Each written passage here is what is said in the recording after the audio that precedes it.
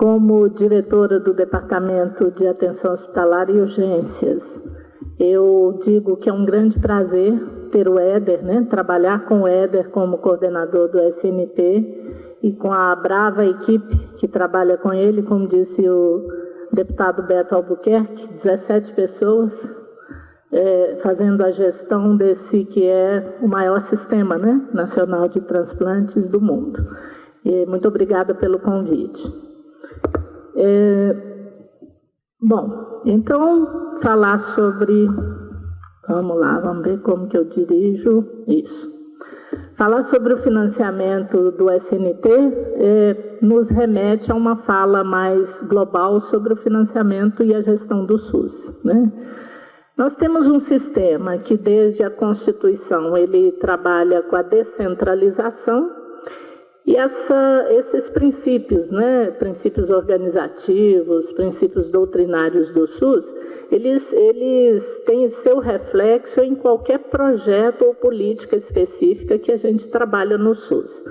Então, falar de descentralização, de relação público-privado, né, da questão da gestão de RH no Sistema Nacional de Transplantes nos remete a uma capacidade ou necessidade de se qualificar e de se capacitar, né, gestores estaduais e municipais para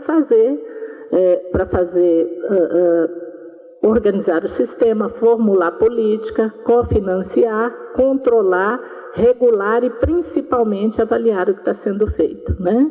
E nós sabemos que as diferenças nos nossos estados, né, as diferenças regionais nossas são muito grandes, né? Há pouco tempo nós conseguimos criar a 27ª CNCDO, não é isso, Éder? Então, a diferença Brasil é muito grande e o papel, então, de uma coordenação nacional para buscar a indução da qualificação, a indução da estruturação dos serviços e dar apoio, né, àqueles que têm mais carência é muito grande. Carência em todos os sentidos, não é só financeira. Na questão da relação público-privado, os transplantes, né, compõem uma agenda comum. Vocês vão ver por um gráfico que eu vou demonstrar, que eu vou mostrar para vocês, que cerca de 17% dos transplantes em números, né, no país estão sendo feitos com financiamento não SUS diretamente e 83% com financiamento SUS. Então, é uma agenda na relação público-privado que o Sistema Nacional de Transplantes, o SUS, ainda é o grande responsável, né, pela realização dos transplantes. Sem contar a questão dentro dessa relação público-privado, que é a questão da equidade do acesso, né, porque a gente estava comentando na antessala aqui, e todos vocês sabem disso, que depois que o usuário entra na fila, existe um movimento que é comum a todos, existe uma equidade. Mas para entrar na fila, para se tornar um candidato, há uma diferença muito grande, né? Quem é usuário da saúde suplementar ou quem tem condição de pagar, chega na frente, né?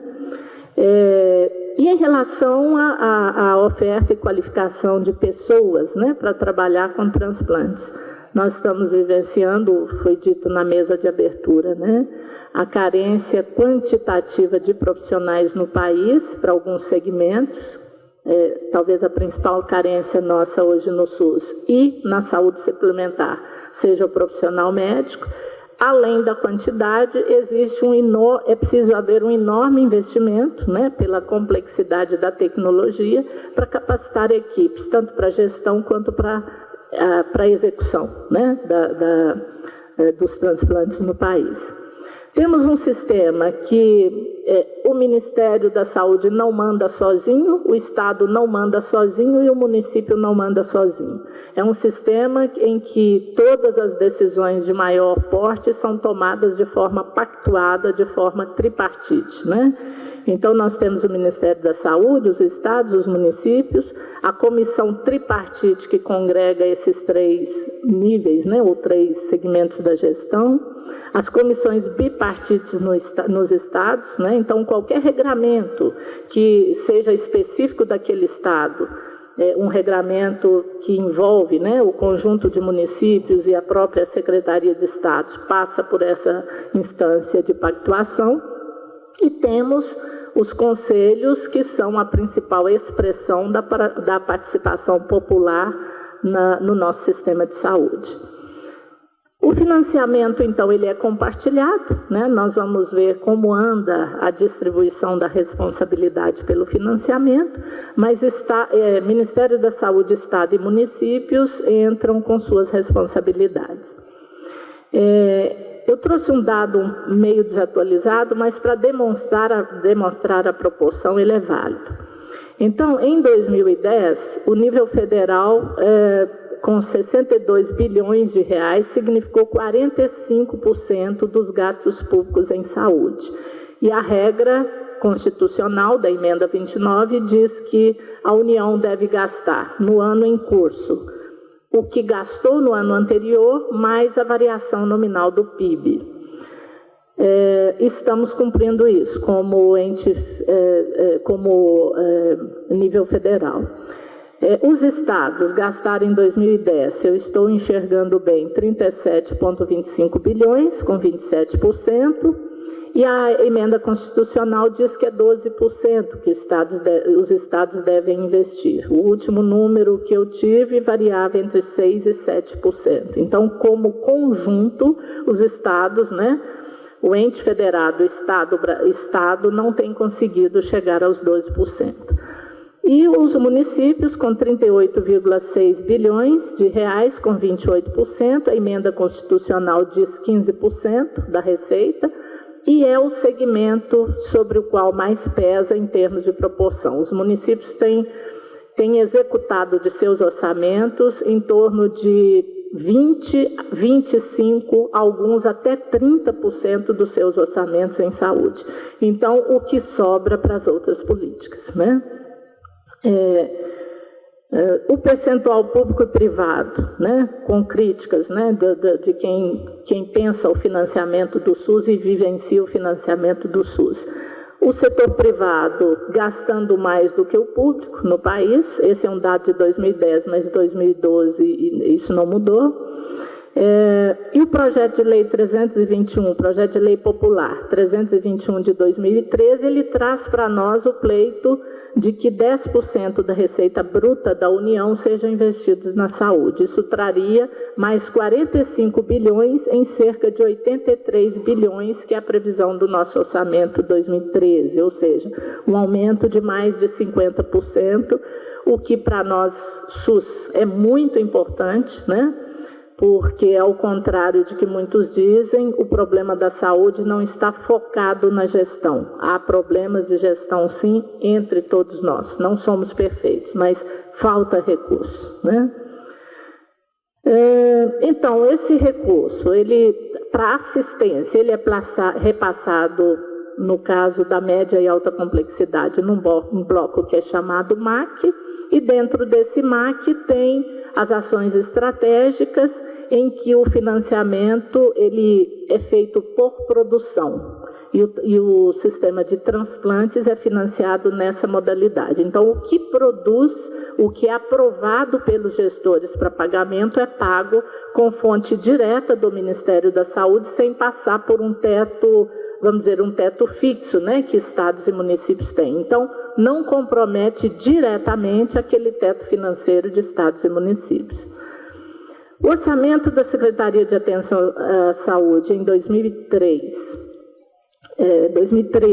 né? Estamos tendo contingenciamentos, mas o planejado são 58,7 bilhões, num total Ministério da Saúde de 83 bilhões. Isso significa em torno de 70% do orçamento da saúde, da assistência, né? Uma proporção grande, conforme deveria ser mesmo, porque o bloco assistencial está dentro da SAS, né?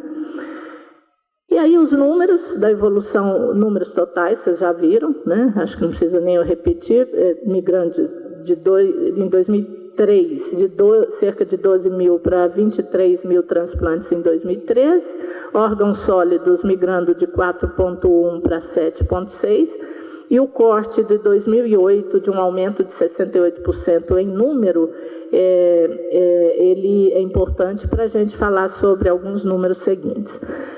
Buscamos, então, a evolução do valor da IH, vamos dizer, a IH pura na tabela, porque dependendo dos procedimentos especiais, como hemodinâmica, tomografias, alguns medicamentos especiais que são feitos para o paciente, esse valor básico da tabela, ele aumenta, né? Então, o valor básico da tabela dos transplantes cresceu de forma muito significativa no período.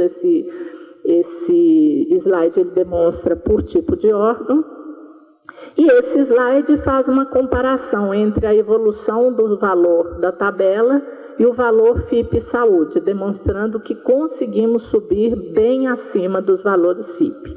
Alguns podem dizer, mas estava num patamar muito baixo, mas eu vou dizer, é muito importante esse salto que a gente deu, né? Sem falar na portaria de maio de 2011, que pode aumentar em até 60% esse valor básico da tabela, né, se o hospital for reclassificado de acordo com a portaria. Esse é o que o gráfico demonstrou, sendo demonstrado em tabela, a evolução. E uma informação, né, que eu já disse, muito importante, qual é a proporção de realização de transplantes SUS e não SUS no país, né? A equipe do Dr. Éder pegou os dados da BTO e comparou com nossos dados de produção do CH e demonstrou, né, que cerca de 17% estão sendo feitos no subsistema não SUS e 83% no SUS. Essa proporção ela aumenta, né, no não SUS para a córnea, provavelmente tem a ver com a complexidade do procedimento, forma de remuneração, né? E ela é bem menor no caso do transplante de medula, né? A proporção SUS ela é muito maior. Esse é o gráfico da evolução dos procedimentos de diagnose, né? O HLA redondo. Com uma queda significativa de 2011 para 2012, nós batemos em 2012 350 milhões de reais para a realização do transplante, excetuando a fase pré e pós, né? E 250 milhões de reais para um exame, né? Para um exame. Então, considerando que ainda tem o que fazer, ainda tem o que aperfeiçoar no nosso registro nacional, né? Mas a gente já tinha segurança para reduzir esse número de exames em nome de uma mobilização do orçamento para outras prioridades que nós temos.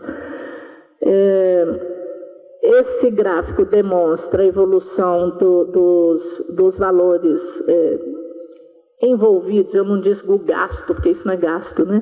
Os valores envolvidos na realização dos procedimentos pré para doação e nos procedimentos pós. A realização, bom, agora eu passo a não enxergar, né? Mas o preparo de tecidos, o acompanhamento pré é a linha amarela, se não me engano, pré e pós, e as ações relacionadas à doação, é o gráfico, é a curva superior. Tudo curva ascendente, exceto a linha da preparação, que está mais ou menos com um comportamento linear, né? E para a gestão desse sistema, as 17 pessoas da equipe do Éder, né, Éder, e agora com a novidade do último item, tem um orçamento de 72 milhões de reais para 2013, tivemos que fazer um remanejamento por força de contingenciamento, né? Foram remanejados 12 milhões para outras ações do Ministério. Esse orçamento é executado na forma de propostas e projetos que vocês apresentam e proposições da própria coordenação. Então, equipamentos, pesquisas, os centros tutores, educação permanente. A novidade nossa o repasse de recursos para estruturação e custeio da CNCDO, né, que eu acho que vai contribuir com as centrais estaduais. E a gente está fazendo uma parceria com uma universidade para criar um grupo de apoiadores estaduais, a exemplo do que tem nas redes temáticas, né, para ficar junto com as centrais estaduais, não é residir com as centrais estaduais, mas ficar bem perto das centrais estaduais, para a gente ter uma capilaridade maior, um apoio mais de perto, né, da nossa equipe centralizada às equipes descentralizadas. Então, acho que é isso, 10 minutos, né? É muito pouco para a gente falar sobre financiamento ou sobre qualquer tema nesse congresso. Eu finalizo me colocando à disposição. Obrigada.